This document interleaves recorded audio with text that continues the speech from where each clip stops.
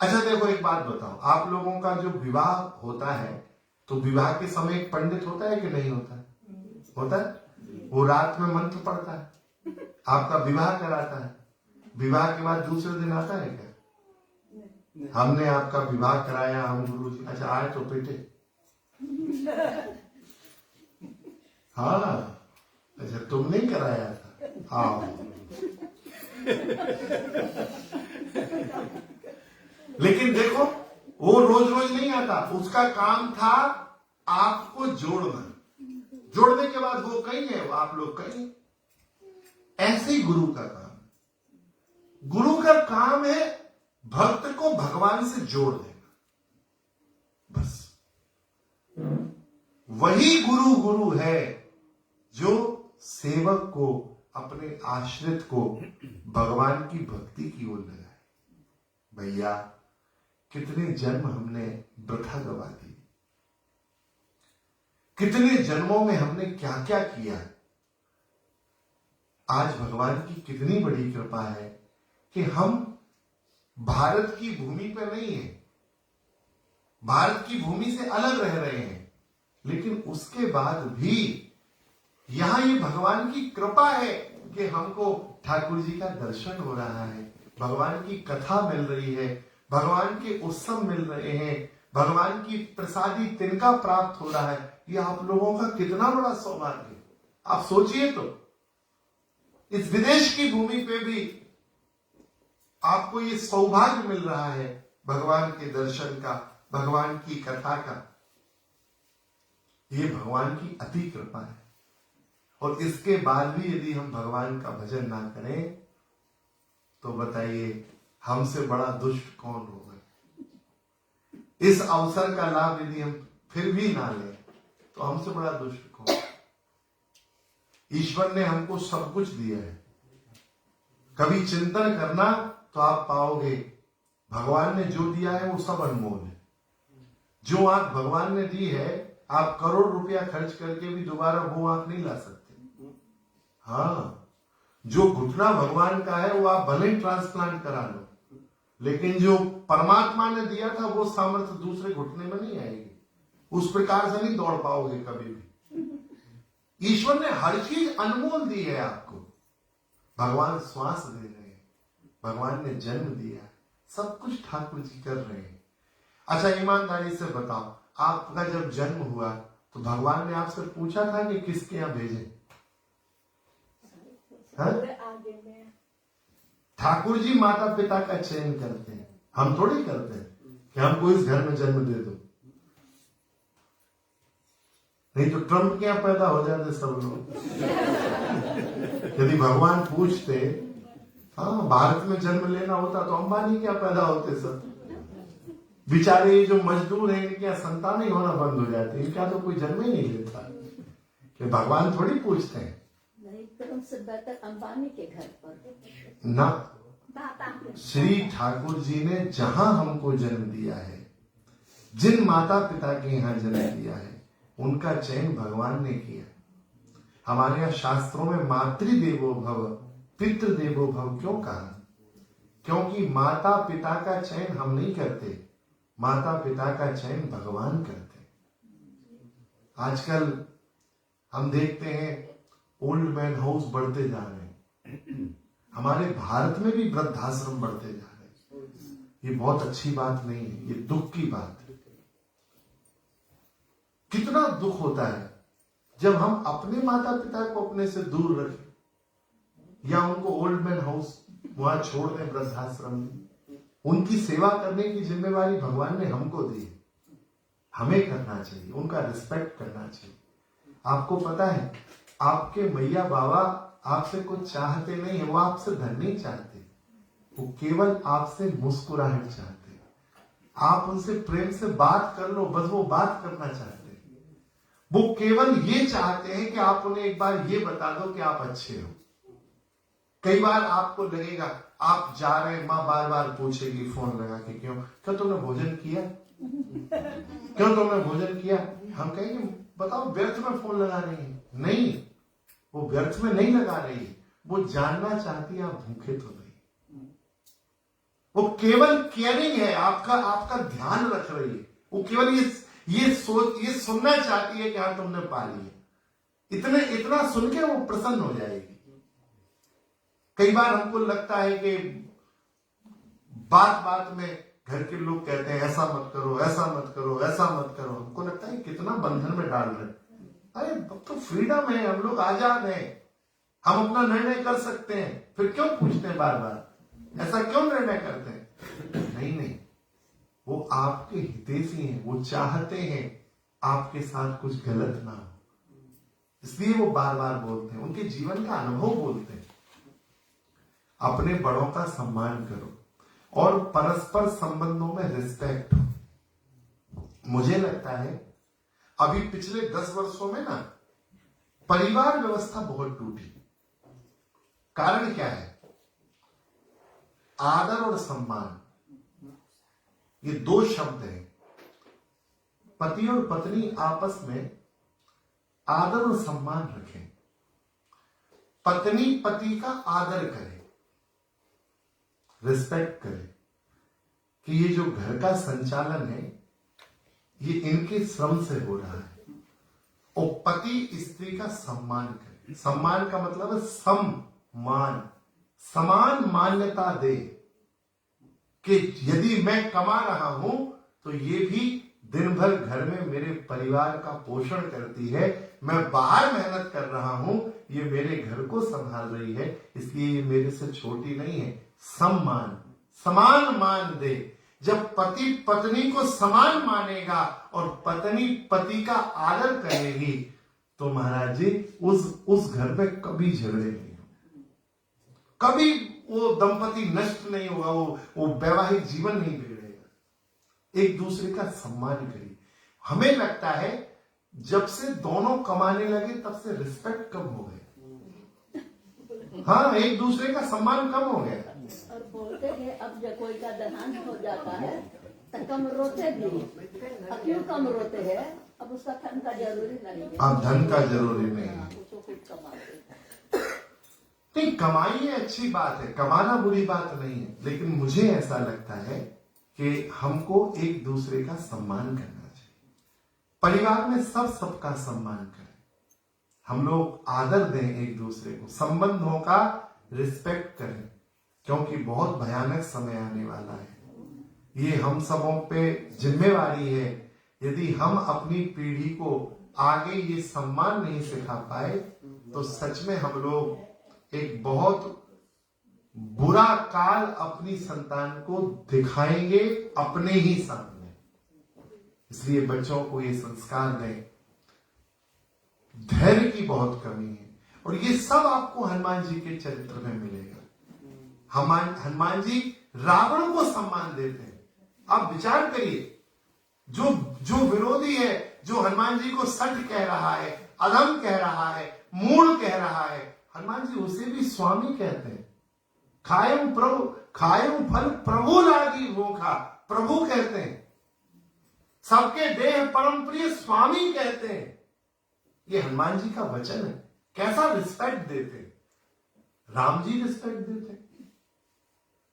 कादंबरी रामायण का वचन है।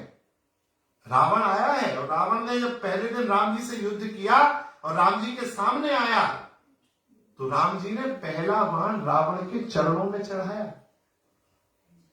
रावण हंसने लगा अभिमान में, अरे तू तो अभी से नतमस्तक हो गया। तो राम जी ने कहा, नहीं, आप हमसे आयु में बड़े हैं, आप हमसे वर्ण में बड़े हैं, आप ब्राह्मण हैं, हम क्षत्रिय हैं, आप हमसे आयु में बड़े हैं, इसलिए हे विप्रदेव, हम दशरथ नंदन राम गुरु वशिष्ठ के द्वारा शस्त्र विद्या से सुसज्जित हैं और आप बहुत बड़े योद्धा हैं। हम अपने गुरुदेव की कृपा बल से आपको युद्ध में संतुष्ट करने का प्रयास करेंगे। ऐसा बोलते हैं राम जी।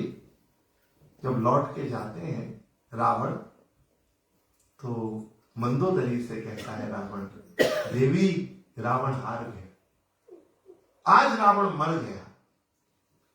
मंदोदरी कहती है, रावण को कोई नहीं जीत सकता, किसने जीता?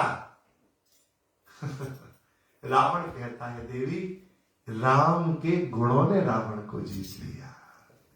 राम की सादगी रावण को जीत गई, राम का शील रावण को जीत गया, राम की विनम्रता रावण को जीत गई, राम की सच्चाई रावण को जीत गई। और राम के गुण है महाराज। तो जब आप हनुमान जी का भी चरित्र पढ़ेंगे, हनुमान जी के चरित्र को सुनेंगे, तो आप देखेंगे हनुमान जी विनम्र हैं, वो रिस्पेक्ट करते हैं सबका, वो सम्मान करते हैं, कभी भी भगवान को हतोत्साहित नहीं करते। एक घटना घटी है, जब वानर लोग पुल बना रहे हैं और सब लोग पत्थर पे राम राम लिख रहे हैं, तो राम जी को लगा कि मैं भी पत्थर छोड़ दूं दो चार, अब मेरे ही नाम से हो रहा है तो मैं क्यों ना छोड़ दूं। तो राम जी ने एक पत्थर उठाया और अकेले में जाके समुद्र में डाला, वो डूब गया। डूब गया तो राम जी तो संकोच में हो गए कि नाम के पत्थर तैर रहे हैं और हम डाल रहे हैं तो डूब रहे हैं। इससे अर्थ हो गया नाम बड़ा है हम छोटे। तो हनुमान जी बोले प्रभु आप संकोच ना करें, अरे विचार करिए, जिन पत्थरों को आपका नाम का सहारा है वो भी तैर रहे हैं, लेकिन जिन्हें आप छोड़ दोगे वो तो डूबने ही वाले हैं, उनके तैरने का कोई चांस नहीं, वो तो डूब ही जाएंगे जिन्हें राम ही छोड़ दे रहे, राम स्वयं छोड़ रहे हो। तो हनुमान जी रिस्पेक्ट करना जानते, हनुमान जी उत्साह वर्धन करना जानते। श्री हनुमान गुरु है, उनकी गुरुता है, हनुमान जी का गुरु दर्शन। श्री राम के पुत्र राजकुमार वो हनुमान जी के पास जाते हैं, हनुमान जी से पूछते हैं कि आप भगवान शंकर के अवतार हैं, फिर आपने ये वानर रूप क्यों धारण किए? आपके माता पिता भी दिव्य होंगे, आप देवता हैं तो मैया बाबा भी देवता होंगे, आपने ये अवतार कैसे धारण किए? हनुमान जी ने अपने आराध्य के वंशजों को कुछ नहीं छुपाया, स्पष्ट स्पष्ट बताया। हनुमान जी ने कहा राजकुमार ध्यान से सुनो, सृष्टि के प्रारंभ में स्वयंभू कल्प में महर्षि शिलाद हुए। शिलाद का अर्थ होता है जो खेत होते हैं ना, खेत में गेहूं लगता है तो हवा से गेहूं के कुछ दाने वहां खेत में गिर जाते हैं, तो किसान लोग गेहूं की फसल को काट लेते हैं। फिर कुछ ऋषि होते हैं, पुराने जमाने में ऋषि होते थे, वो जो खेत में पड़ा हुआ गेहूं होता था वही ग्रहण करते थे, वो भिक्षा भी नहीं करते थे, खेत में जाते थे फसल कटने के बाद, तो जो खेत में पड़ा रह जाता था वो लेके आते थे।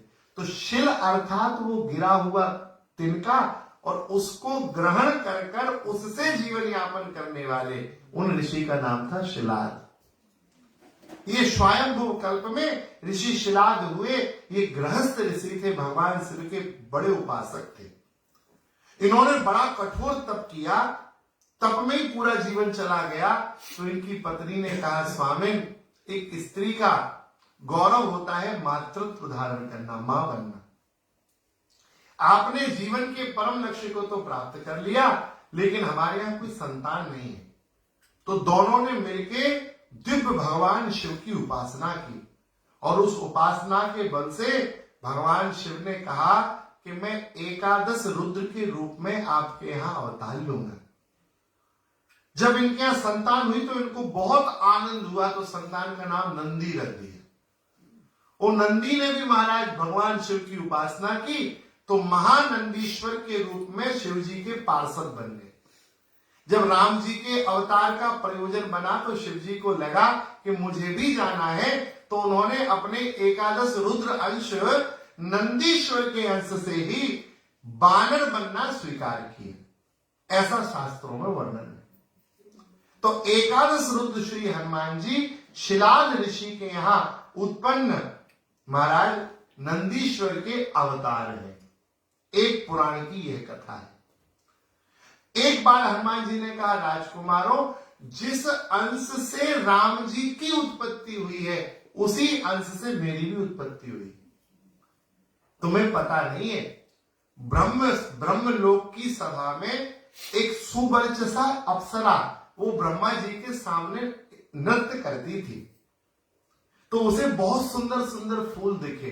अच्छा, स्त्रियों का स्वभाव होता है, उन्हें जहां सुंदरता दिखती है वहां वो आकर्षित हो जाती है। ये नारी का स्वभाव है, कोई भी हो, वो नारी के हृदय में वो स्वभाव है ही। थोड़ी भी सुंदरता दिखेगी, चाहे गायन की, चाहे पहनावे की, चाहे प्रकृति की, चाहे रूप की, जहां दिखेगी वहां वो आकृष्ट होगी।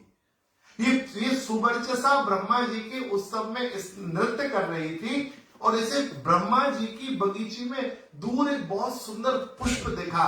ब्रह्मा जी उसको तोड़ना चाहते थे भगवान की आराधना के लिए, लेकिन उससे पहले तो सुवर्चसा ने वो पुष्प झपट्टा मार दिया।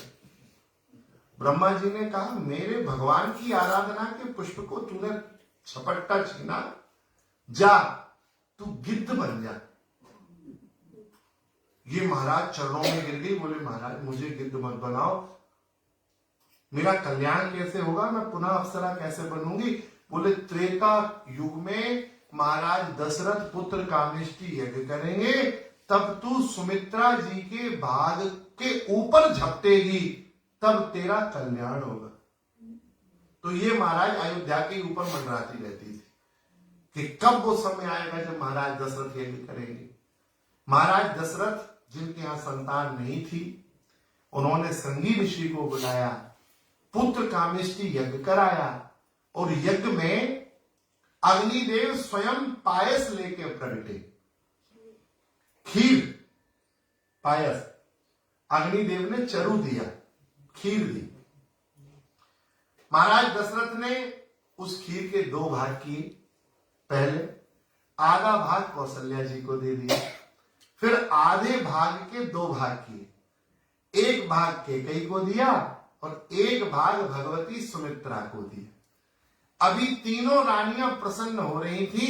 यज्ञ नारायण को प्रणाम करके जैसे ही उस भाग को माथे पे धारण किया, तब तक महाराज वो गिद्ध आई, चील आई, और सुमित्रा जी के हाथ का जो पायस था वो पूरा दौना लेके उड़ गई, वो उड़ गई। उसने महाराज वायुदेव को सौंपा, वायुदेव के माध्यम से वह खीर का पायस महाराज वेंकटाचल के शिखर पर भगवती अंजना तपस्या कर रही थी।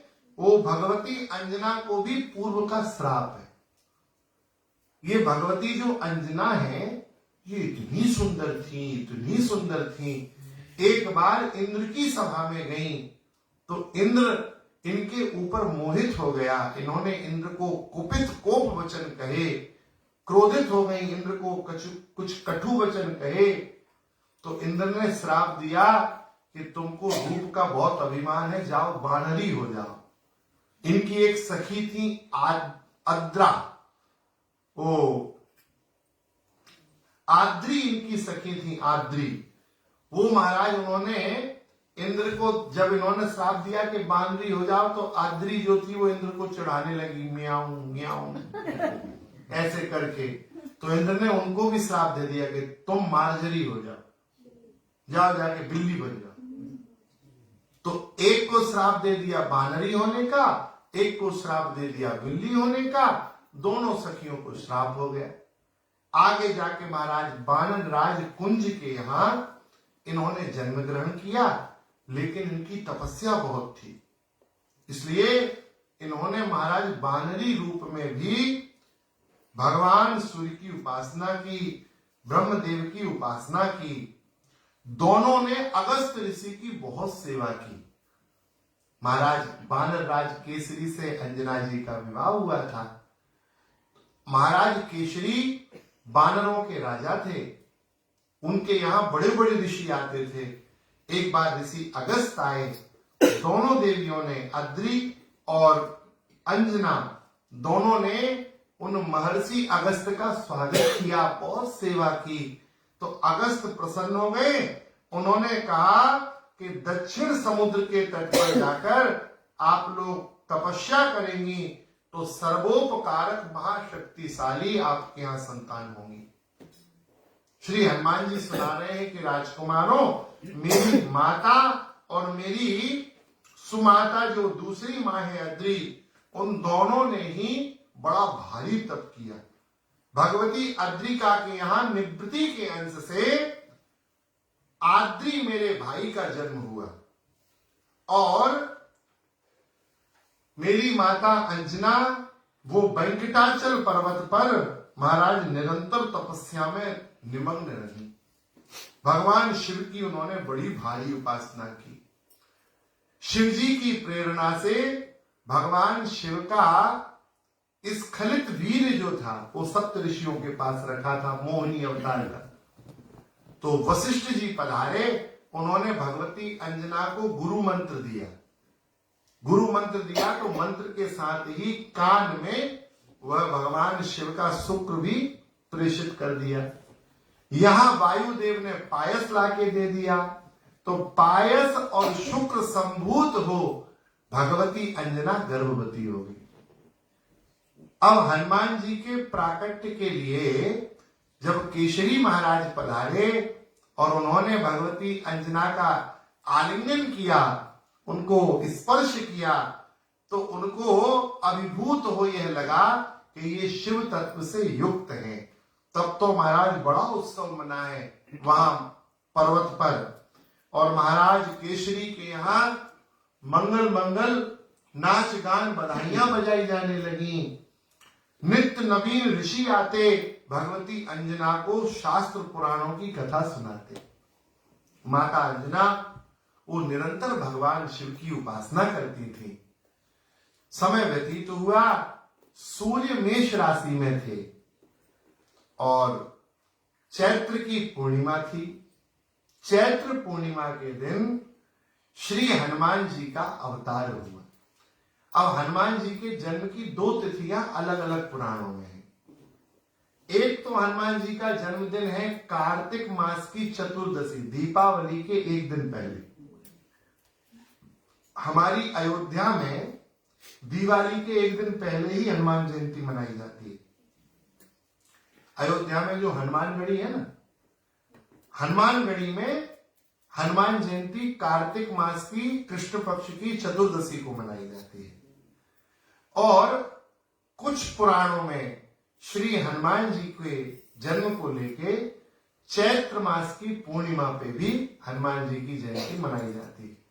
तो दक्षिण भारत में कार्तिक में मनाई जाती है और उत्तर भारत में चैत्र में हनुमान जी का जन्म मनाया जाता है।